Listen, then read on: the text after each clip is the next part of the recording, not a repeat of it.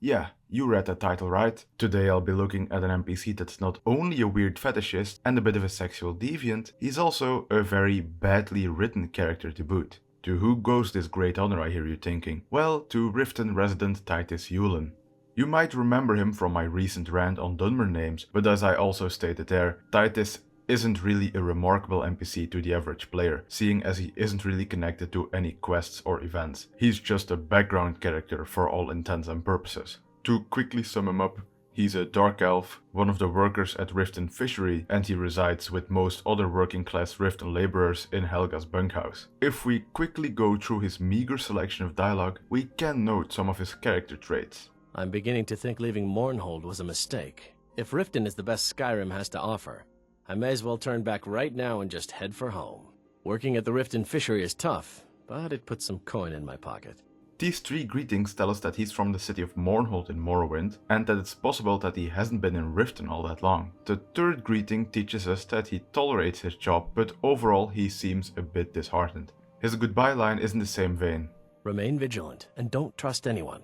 So far his archetype just seems to be a disheartened worker, which is understandable. A lot of Dunmer in Skyrim shared this sentiment. However, it's high time to throw all logic out of the window, because archetypes and consistency are all gonna be irrelevant in a minute. The first sign of this can be seen in the quest Spread the Love. In this quest, the player is expected to give out religious pamphlets to the citizens of Riften. When given one to Titus, he responds by saying, "Oh, interesting. I'll read it this evening."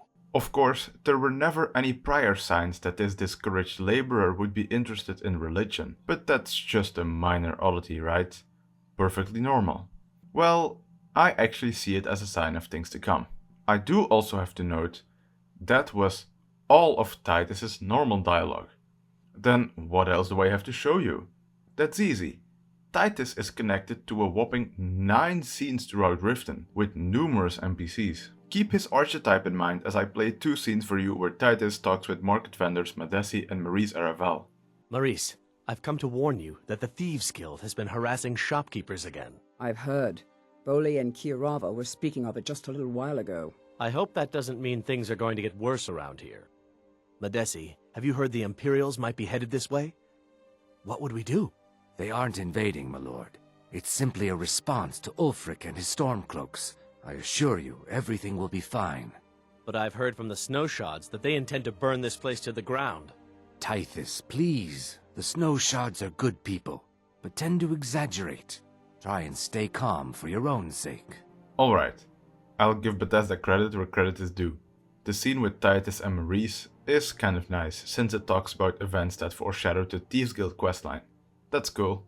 The Madesi scene is weird though. Yes, it has the Civil War as its subject, but Titus mentions hearing info from the Snowshods, which is something that would normally be impossible as he never meets with any member of the Snowshot family. Again, a rational person would say that I'm nitpicking, but Skyrim normally never references people speaking to someone without explicitly showing said conversation to the player as well. And it's about high time we throw his fetish into the mix, isn't it? Enjoy listening to the next 2 market scenes whilst keeping his archetype in mind once again. He's talking to Branche and Grelka here. Branche, have you managed to find those boots for me? What's with all the boots and shoes you keep buying?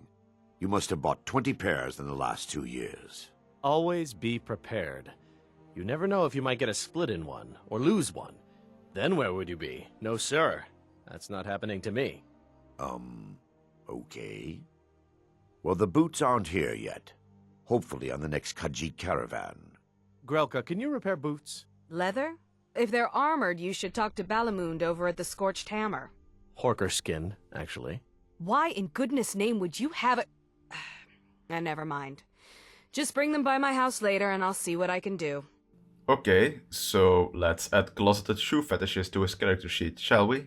Besides his fetish, there are 2 more oddities to note here. 1. Branche mentions him purchasing a lot of shoes, which is pretty strange as Titus doesn't even own a house in the city, meaning he wouldn't have a place to stash them. And before you ask, no, there isn't a secret stash of shoes in Helga's bunkhouse. And that place would most certainly not shy away from some sex references, now would it?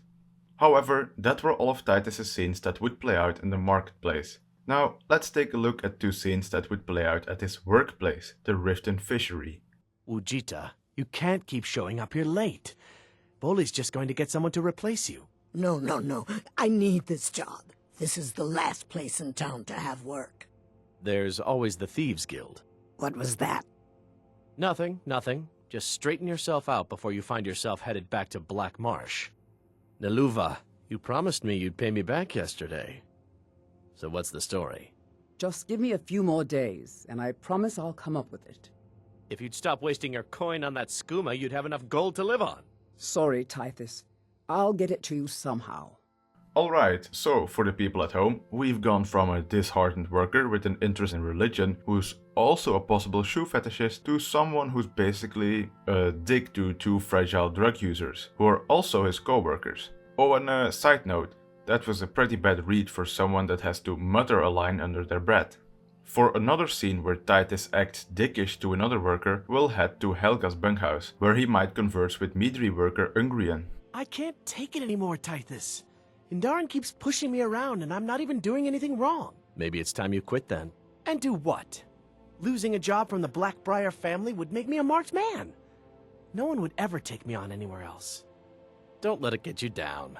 Indaran will eventually tire of picking on you and move on to someone else.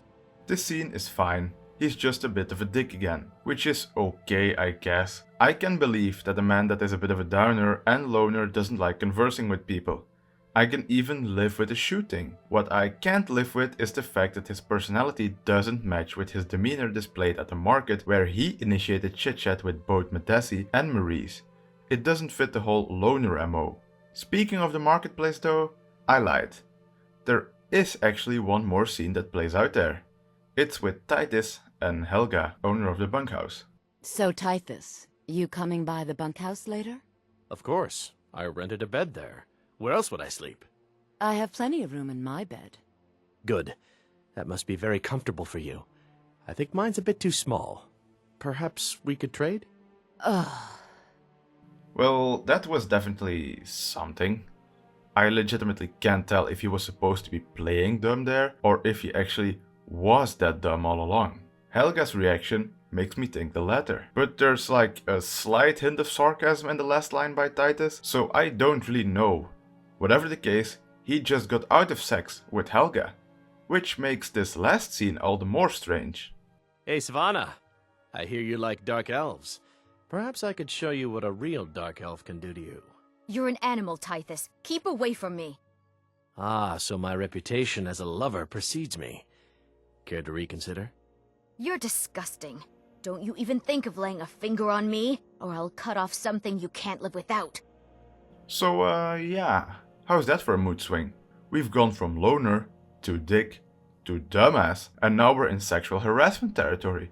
Great! Once again, this dialogue doesn't even make sense. Even if his first line about hearing Svanna likes dark elves was just a pervy remark, his second line is just complete nonsense. What a reputation as a lover, my guy. And why are you suddenly getting so horny? You just turned away the biggest slut in Rifton one scene ago. And even then, weren't you the depressed loner type?